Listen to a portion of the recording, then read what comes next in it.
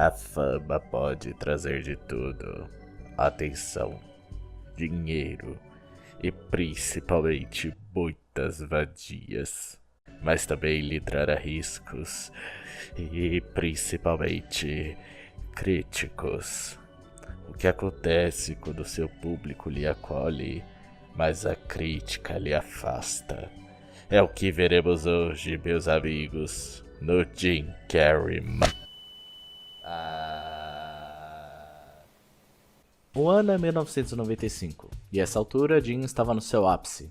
Fez muitos filmes que foram sucessos comerciais e até conseguiu salvar uma franquia.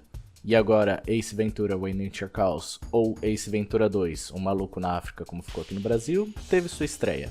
O filme teve uma grande recepção pelos fãs, conseguindo até ultrapassar e muito o sucesso do seu filme anterior. Mas, este filme foi o motivo pelo qual Jim Carrey por muito tempo não queria fazer mais uma sequência.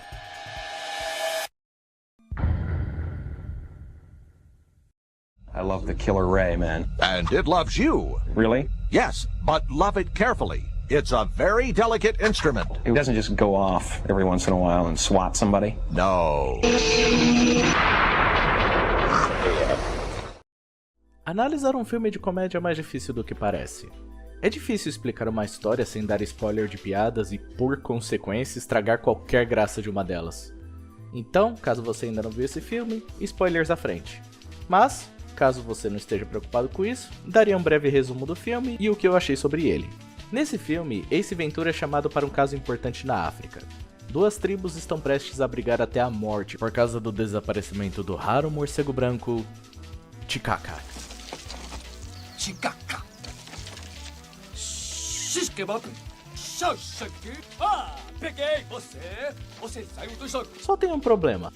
Ace morre de medo de morcegos. Não falou nadinha sobre morcego. O senhor já viu morcegos? Têm garras imensas, asas grotescas e presas e transmitem a raiva. Mas mesmo assim ele faz sua investigação e conseguimos algumas cenas icônicas, como por exemplo a clássica cena dele fazendo o desafio dos nativos, a cena dele saindo do rabo de um rinoceronte mecânico, não pergunte, e a cena dele importunando os ricos na festa. Os meus dentes estão sujos. São grandes marcos desse filme e eu aposto que se você já assistiu, duvido que você se esqueceu de alguma delas. E agora? Sua mãe. No fim ele consegue achar o morcego sagrado e levar de volta à vila, e punir o vilão responsável, fazendo ele ser traçado por um gorila no cio. De novo, não pergunte. Em geral, mesmo depois de anos, eu ainda acho esse filme excelente. Claro, ele é bem mais pastelão e exagerado que o primeiro, mas isso fez ele ser bem mais engraçado e cartunesco. E devo dizer, teve momentos bem mais icônicos que o primeiro também. O personagem do Ace continua sendo inteligente, indo atrás de pistas e mostrando seu talento e habilidades.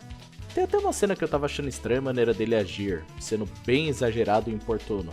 Mas aí me caiu a ficha. Com outras pessoas, tipo seu guia e as tribos, ele age normal, apenas zoando com eles. Mas com os ricos, ele é um peste, porque ele consegue reconhecer que tipo de pessoa eles são. Os arranhões na mão devem ser uma queda de 1,5 metro. As marcas de reboco em seu sapato indicam um pedreiro descuidado. E se com alguns detalhes ele consegue reconhecer alguém e o que essa pessoa fez, imagina uma festa cheia de engravatados usando pele de animal como vestimenta.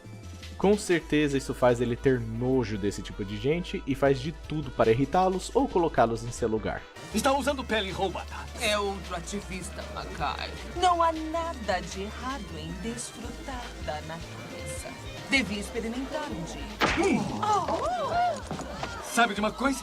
Tem razão. É adorável, mas eu me imagino num tom outono. Então já adianto isso a vocês. Esse filme fica no assista agora. É muito engraçado, bem bobo, e se você gostou do primeiro filme ou gosta de comédia pastelão, esse filme é um prato cheio. E confesso que logo depois que eu terminei de assistir esse filme com meu amigo Sanidade do canal TV Massacre, eu não sabia o que falar sobre ele.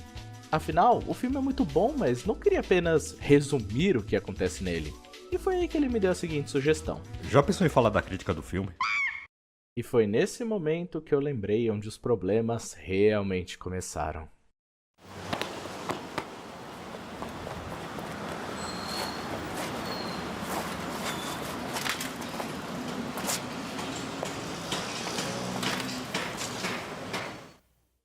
Ace Ventura 2 pode ter sido uma excelente sequência e até rendeu mais do que a original, mas também trouxe uma dose de problemas. Gene não estava muito afim de fazer uma sequência, mas teve que fazer porque estava no seu contrato.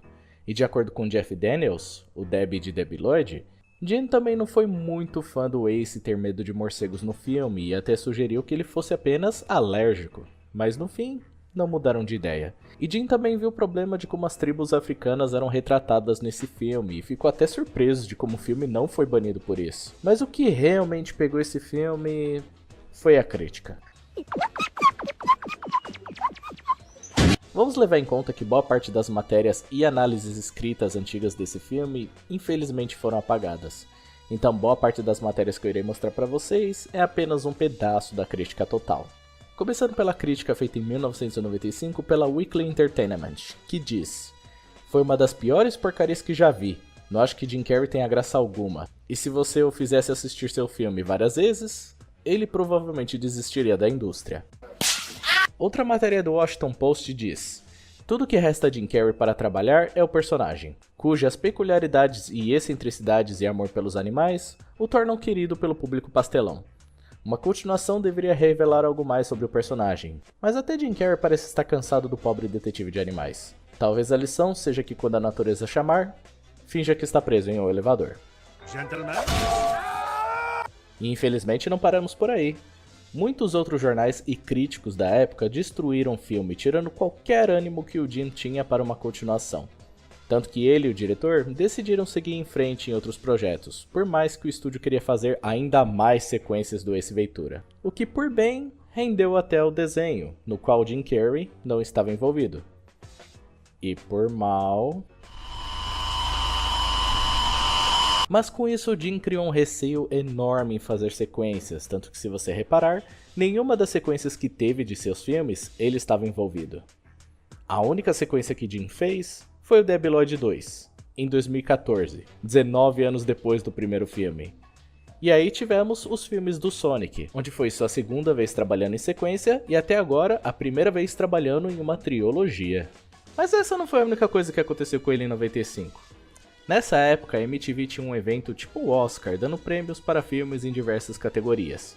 Uma dessas categorias era Melhor Beijo, onde o Jim ganhou pelo beijo no filme Debbie Lloyd. Mas isso não foi o que chamou atenção aquela noite. Na hora de apresentar o prêmio, o músico Chris Isaak ficou se forçando para cima de Cameron Diaz, a garota que foi o par romântico do Stanley no primeiro filme do Máscara e amiga pessoal do Jim.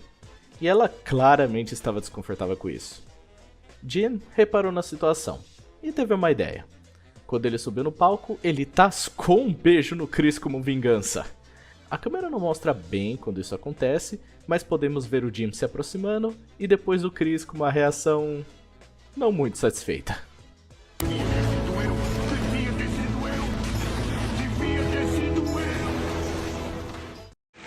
Até paz. Tchau, tchau, pô. Alguém me segure!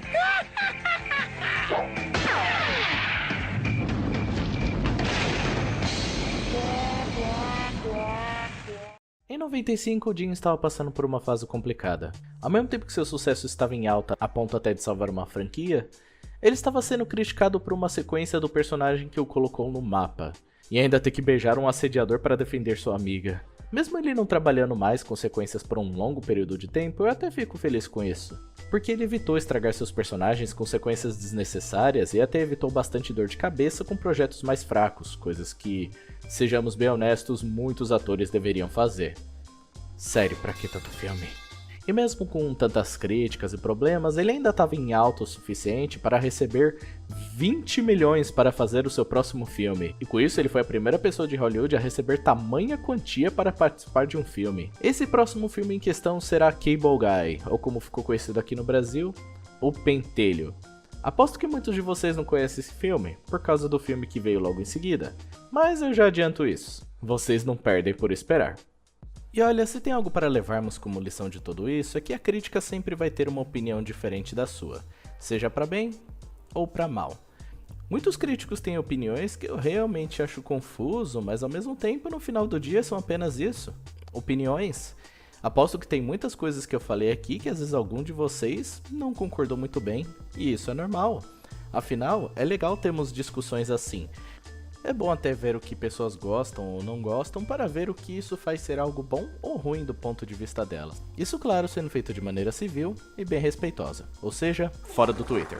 No fim do dia, tudo isso é apenas uma conversa, e eu fico feliz de fazê-la com vocês. Meu Deus, o que foi isso?